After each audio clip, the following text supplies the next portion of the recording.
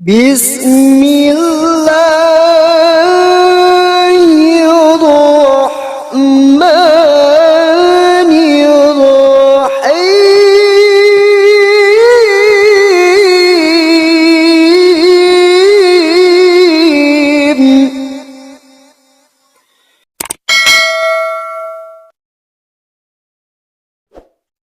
Kaum muslimin yang dirahmati Allah, semoga Allah senantiasa curahkan segala rahmat, segala nikmat yang berkepanjangan dan tiada akan berhujung dari dunia hingga akhirat kelak insyaallah. Dan Allah pun kumpulkan kita para kaum muslimin di bawah naungan aras Allah beserta para nabi, beserta para orang-orang yang Allah kasihi, Allah sayangi, Allah cintai insyaallah, di bawah naungan aras Allah kelak di mana tiada naungan selain daripada naungannya insyaallah. Amin amin Allahumma amin. Kaum muslimin, hari ini saya akan mengunggah sebuah video di mana video ini mengisahkan tentang bagaimana si Kosman Kucluk ya, Kosman KC, yang artinya KC itu kafir celaka ya, kafir celaka itu artinya. Nah, di sini dia ya mempunyai layar ya, yang dimana layar ini mengadu ataupun memberikan klarifikasi pada pendeta Yosua Tewu ya. Dan seperti apa keseruannya dan kocak dan lucunya, saya mau ketawa ketiwi dengan sangat senang hati kaum muslimin. Demikian videonya. Nah, Pak, saya mau tanya sama Pak Martin. Jadi selama di penjara, selama di tahanan, MKC mengalami berkali-kali penyiksaan. Tolong diklarifikasi, Pak. Ya, pada saat yang bersangkutan dalam hal ini Muhammad KC itu sampai di Jakarta di gedung Mabes Polri itu di tanggal 25. Lalu setelah selesai diperiksa, beliau itu diturunkan ke bawah ke ruang tahanan. Nah, ketika dia sampai ke bawah di ruang tahanan itu, sebentar, itu Bapak sudah mendampingi? Belum Belum ada pengacara? Belum. Sudah langsung diperiksa? Iya. Kok bisa begitu? Apa ada aturan hukum kayak begitu? Tapi di situ menurut pengakuan dari Pak KC bahwa yang bersangkutan tidak menandatangani BAP-nya. Oke. Hanya diminta keterangan, dicatat tapi tidak ditandatanganin. Nah, setelah diperiksa, beliau diturunkan ke bawah. Ketika diturunkan ke bawah, di situ sudah terjadi tindak pengeroyokan ataupun yang kita sebut dengan penganiayaan. Penyiksaan, oke. Itu mulai di sekitaran jam 12 sampai jam 1 yang pertama.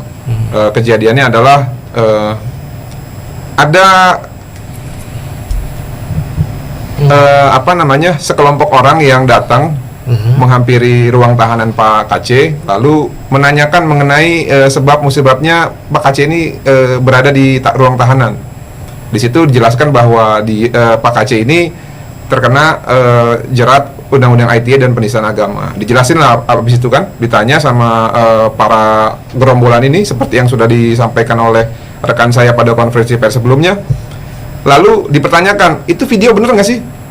Apakah memang benar konten kamu itu memang benar itu nyata seperti itu? Oh benar, ada ayatnya, ayat ini. Bohong kamu, buak, dipukul. Pertanyaan saya, Pak, kok bisa tahanan lain datang di sel dia gitu kan? Itu dia di sel khusus atau bagaimana? Bisa kok tiba-tiba datang banyak orang dan kemudian bebas bertanya?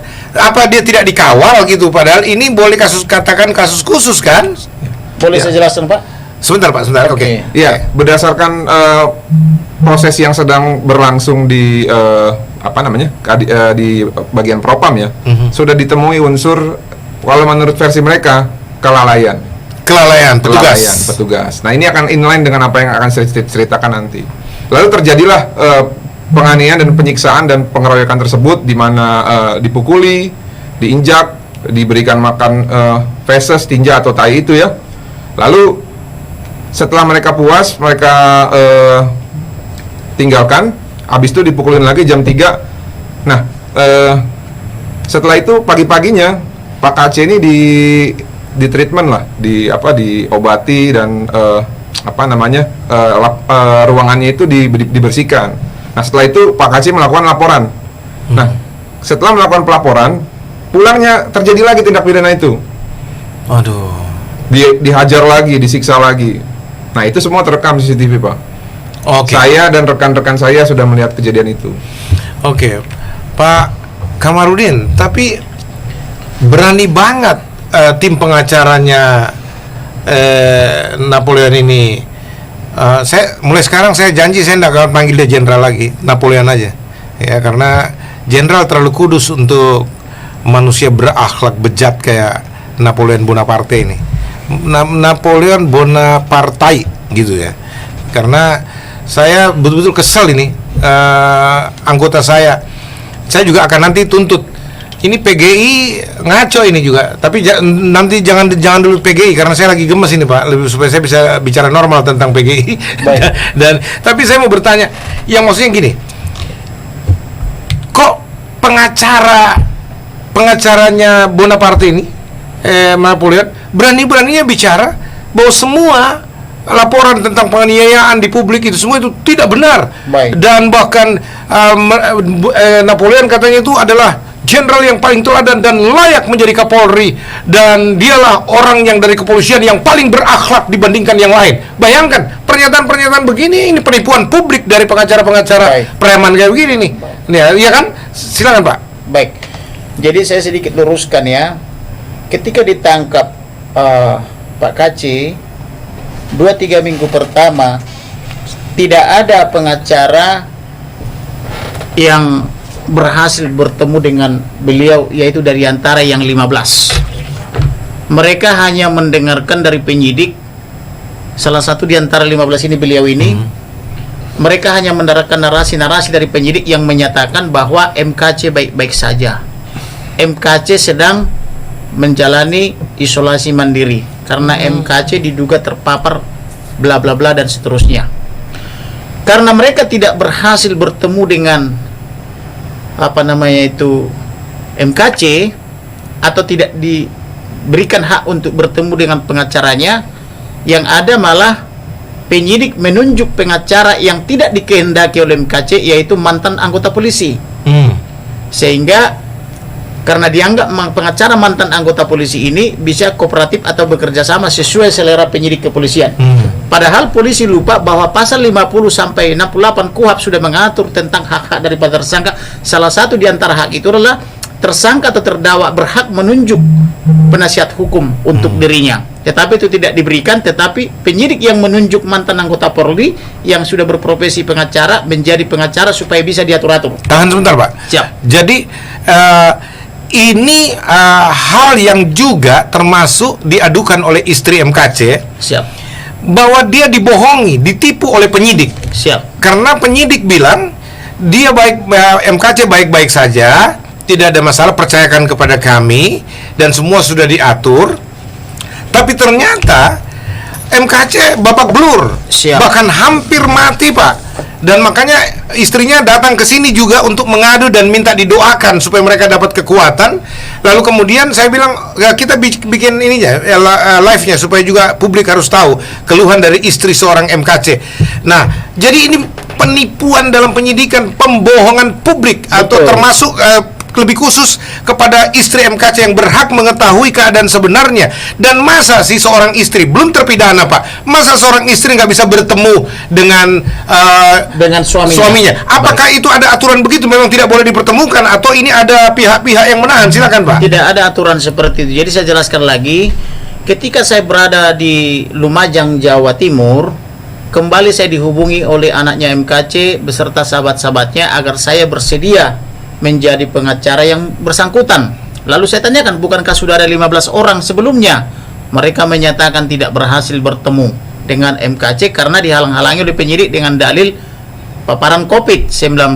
Oleh karena itu saya katakan hari Minggu saya sudah di Jakarta dan hari Senin Selasa kita bisa bertemu dengan MKC. Maka pada hari Selasa saya minta saya harus bertemu dengan MKC. Ada penyidik mengatakan bahwa dia terpapar COVID. Saya bilang COVID yang takut sama saya tidak pernah takut sama COVID. Karena saya sudah menemukan anti COVID cuma modal Rp2.000 COVID bisa sembuh, dan itu sudah paparkan dari Januari Februari 2021. Maka apabila saya kena COVID itu tanggung jawab saya. Naikkan sekarang MKC dari basement 1, saya mau bertemu dengan dia, saya mau melihat surat kuasa ditandatangan oleh beliau dan saya wawancara dulu sama dia. Kemudian langsung dinaikkan ini MKC ke lantai 15. Tidak lama datang ada seorang bapak-bapak. Belakangan saya kenal menjadi Herbert. Kemudian tidak lama lagi datanglah rekan-rekan ini bersama dengan istri dan anak daripada MKC. Kemudian saya minta waktu khusus untuk bertemu dengan MKC karena saya calon pengacaranya. Iya. Itu di tanggal 15. Tetapi penyidik ini melakukan perbuatan-buatan atau sikap yang mencurigakan. Pertama, dia sangat takut handphone saya. Padahal masih di ruang tamu. Dalam perkara lain dia tidak takut dengan handphone. Bahkan sampai dipersamakan dengan senjata. Maka saya katakan, kenapa takut sama handphone? Kenapa ini jadi senjata? Anak-anak saya 2 tahun ini pegang ini untuk belajar. Karena secara online. Nah, kemudian ketika masuk ke ruang penyidikan, saya berbicara dengan klien tidak kasih ruang waktu. Tapi dijaga oleh penyidik perwira pertama di depan dengan perwira pertama juga 2 orang di belakang. Lalu kemudian kesempatan saya interogasi MKC di depan penyidik, apa yang dialami sejak penangkapan sampai hari ini. Maka disitulah terurai bahwa dia ternyata telah disiksa selama ada di dalam Tahanan. di dalam tahanan, yaitu sejak dimasukkan ke dalam tahanan dia telah disambut oleh para tahanan di bawah dengan dipersiapkan, mohon maaf, yaitu tadi peses atau tinja atau tadi itu untuk dipaksa dimakan oleh MKC. Kamu muslimin ya. Dimana si KC dikasih makan tai, dihajar berulang-ulang, ya itu wajar ya, sudah menjadi imbas atau menjadi sebuah azab yang pedih ya. Itu baru di dunia, nanti di akhirat lain pula ya kan, lebih sakit lagi dan kekal di dalamnya, itu jelas ya. Nah, ini untuk para pengacara ataupun para pendeta-pendeta ya yang membackingi Kosman, Kostea ataupun KC ya, kafir celaka ini ya. Kalaupun apa yang kalian ucapkan itu benar, maka itulah konsekuensinya sebagai seorang bemper di mana menjadi pesuruh untuk menghujat Islam ya. Namun jika mana semua apa yang kalian ucapkan dan tidak terbukti dan tidaklah seperti itu, maka itu menjadi sebuah tuduhan yang kelak kalian pun dapat dituntut dari segala sesuatu apa yang kalian ucapkan, dari segala sesuatu apa yang kalian tuduhkan ya. Ini jadi berantai nanti ke ranah hukum ya, dan kalian bisa dipidanakan atas semua dusta-dusta yang kalian lontarkan dari lisan bodoh kalian. Oke, kaum muslimin ya, terima kasih sudah pun menyimak, dan saya akhiri video saya ini. Wassalamualaikum warahmatullahi taala wabarakatuh. Bismillah.